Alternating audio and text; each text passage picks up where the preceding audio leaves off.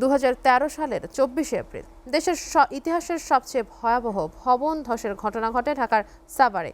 এরপর থেকে প্রতি বছর এই দিনটিকে রানা প্লাজা দিবস হিসেবেই পালন করা হয়। কিন্তু দিবস আসলে গেলেও আহত শ্রমিকদের ভাগ্যের তেমন কোনো পরিবর্তন ঘটেনি। কেউ জর্জরিত ঋণের ফাঁদে, কেউ নেমেছেন ভিক্ষাবৃত্তিতে, কেউ বা আবার কোনো রকমে জীবন পার করছেন। এমন অবস্থায় অন্তর্বর্তী সরকারের কাছে চিকিৎসা সেবা নিশ্চিতের পাশাপাশি স্থায়ী পুনর্বাসনের দাবি জানিয়েছেন শ্রমিক নেতারা। সাভার প্রতিনিধি সাদ্দাম হোসেনের প্রতিবেদন।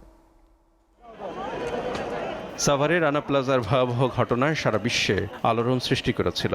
প্রকাশ পেয়েছিল বাংলাদেশে পোশাক শিল্পে চরম বিশৃঙ্খলা এবং শ্রমিকদের অনিরাপত্তার চিত্র। কয়েকদিনের উদ্ধার তৎপরতায় তুলে আনা হয় 1136 জনের লাশ।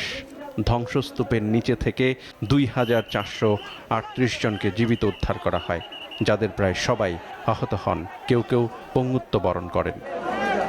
ওই দুর্ঘটনার এক যুগ পেরিয়ে গেলেও এখনও লড়াই করেই বেঁচে থাকতে হচ্ছে রানা প্লাজার দুর্ঘটনায় আহত তসলিমার। শারীরিক নানা জটিলতায় টানা কাজ করতে পারেন না। তার দাবি, অসুস্থতা আর দারিদ্রতা নিয়ে দীর্ঘদিন বসবাস করে আসলেও স্থায়ী পুনর্বাসনে এগিয়ে আসেনি কেউ। রানা প্লাজা দুর্ঘটনায় বেঁচে ফিরলেও মেরুদণ্ডে আঘাত পেয়ে ভালো নেই আয়শা। টানা কাজ করতে পারেন না বলে টিকে না চাকুরিও। আমি পারি না 20 মিনিট বসে থাকতে, পারি না 20 মিনিট দাঁড়ায় থাকতে, পারি না ভারী কোনো কাজ করতে। কিন্তু দেখা যায়, মনে হয় যে আমরা সুস্থ, কিন্তু আমরা সুস্থ না। কেউ একটু জিজ্ঞাসা করে যে তোরা কেমনে খাস।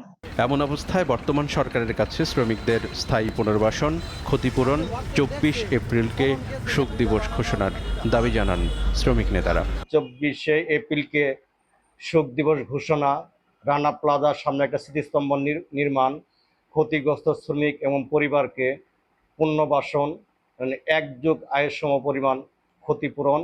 রানা প্লাজা, তাজরিন, টম্পাকো, স্পেকট্রাম, আমরা সকল হত্যাকাণ্ডের আমরা বিচার চাই। রানা প্লাজা ধসের ঘটনায় দায়ের করা মামলায় বিচারও চলছে ধীরগতিতে। দিন যাচ্ছে আর বিচার ও ক্ষতিপূরণ পাওয়ার আশা ক্ষীণ হচ্ছে। তবুও অন্তর্বর্তী সরকারের কাছে ক্ষতিগ্রস্ত সবার আশা, দ্রুত বিচার প্রক্রিয়া শেষ করে প্রাপ্ত ক্ষতিপূরণ সহ পুনর্বাসন করা হবে নিহতদের স্বজন এবং আহতদের। এসিটিভি নিউজ ডেস্ক।